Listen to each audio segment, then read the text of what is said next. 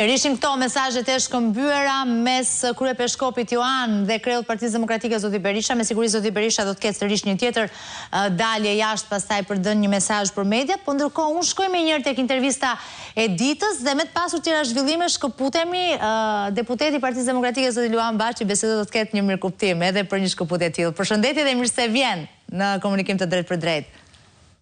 Faleminderit. Mirëkuptimi është total kënaqësi duke ndjekur kryetarin e Partisë Demokratike profesor doktor Sali Berishën në vizitat e tij në Kish sot. Besoj e keni zhvilluar dhe ju vizitat në Kishën ortodokse në Fier apo jo?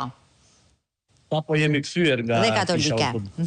Ku Atë Nikolla na bëri një pritje vërtet me shumë tashamirësi dhe të përzemërt ku uruam për Pashkët, gëzuar Pashkët për besimtarët ortodoks, për besimtarët katolik, po për gjithë shqiptarët kudo që janë.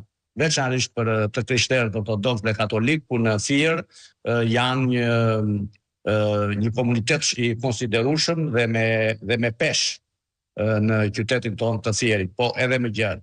Dhe si gjen në fakt kjo Pashkë, për të kaluar me njëherë te mesazhi social, zoti Baçi, ndjes që ndoshta ju lash në mes në fakt mesazhin që po përcjellnit, po pa dashur ta bëj atë. Sigurisht në një ditë si kjo vjen edhe përqendrimi edhe tek problematikat, përveç se tek dhënia një lloj shprese, sepse thelbi i Pashkës, i festës Pashkës është shpresa, është ringjallja dhe shpresa. Si vjen kjo ditë? Pikërisht duke qenë një ditë e tillë, një ditë e gëzueshme, ringjallja e Krishtit dhe është ringjallja e jetës, në fakt shpresa ka qenë e vetmja gjë që shqiptarët kanë kërkuar në këto vite. Gjendja është vërtet është një ditë feste dhe shpeshherë themi se nuk duhet bëjmë politikë në një ditë feste dhe nuk duhet flasim, por duhet flasim për arsye se kjo është gjendja. Po të shikonim qoftë jo vetëm sot, po edhe mbrëmë rreth orës 12 natës ku bëhet ai riti i zakonshëm në ndezjes së qirive. Unë kam qenë prezent te Kisha e Shën Gjergjit, ku Atë Nikolla mbajti fjalën e tij dhe shikonim një pjesëmarrje, jo atë pjesëmarrje që ka qenë dhe herët e tjera, vitet e tjera, shikojmë një tkurrje, shikojmë njerëz të pashpresë, parë në këtë këndvështrim vërtet me bashkë me urimin për Pashkët, urojmë që Pashkët e tjera të na gjejnë shumë herë më mirë se këto Pashkë, dhe patjetër me një rotacion pushteti, për arsye se kemi një qeveri që në 12 vite ka shpopulluar vendin, në 12 vite ka vjedhur dhe ka grabitur, dhe në 12 vite ka bërë që të humbasi shpresat e kryetarët shqiptar. Ka bërë atë që nuk e ka bërë asnjë regjim në këto vite. Madje edhe regjimi Enver Hoxhës nuk ishte më i keq nga këto 12 vite të regjimit të rilindjes dhe të Edi Ramës. Po, dhe në fakt sa pranohet kjo nga qytetarët? Pra, sa janë ndërgjegjësuar ata? Sa i shprehin ata shqetësimet në takimet elektorale që ju po zhvilloni në Fier? Nëse drejt pyetje me vend, Armela, nuk është e nevojshme fare që ne të flasim në takimet që bëjmë.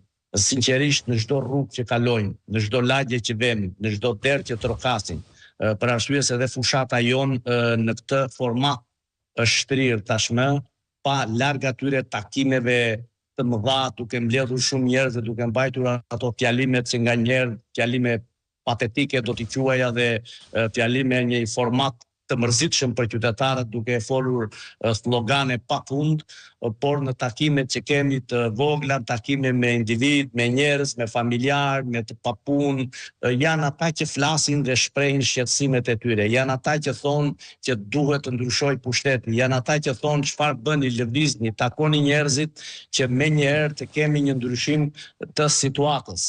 Kjo fal edhe një programi të mirë studiuar të Partisë Demokratike. Kjo fal edhe një programi që është bërë me laps në dorë, me ekspert, ku janë gjëra të prekshme për qytetarët. Më lejoni këtu që të them shumë nga pjesët, nga pikët e programit të Partisë Demokratike që janë pjesë programi, janë çështje të prekshme, janë çështje të përditshme. 100 ditë që i parë i programit Partisë Demokratike është shumë i prekshëm për qytetarët. ulja e çmimit të energjisë nga 24 lek për kilovat në 7 lek, paga minimale 500 euro, paga mesatare 1200 euro, janë masa të prekshme që prekin direkt qytetarët. Minimumi jetik që është shumë i domosdoshëm dhe për herë të parë do aplikohet nga Partia Demokratike në 100 ditëshin e parë.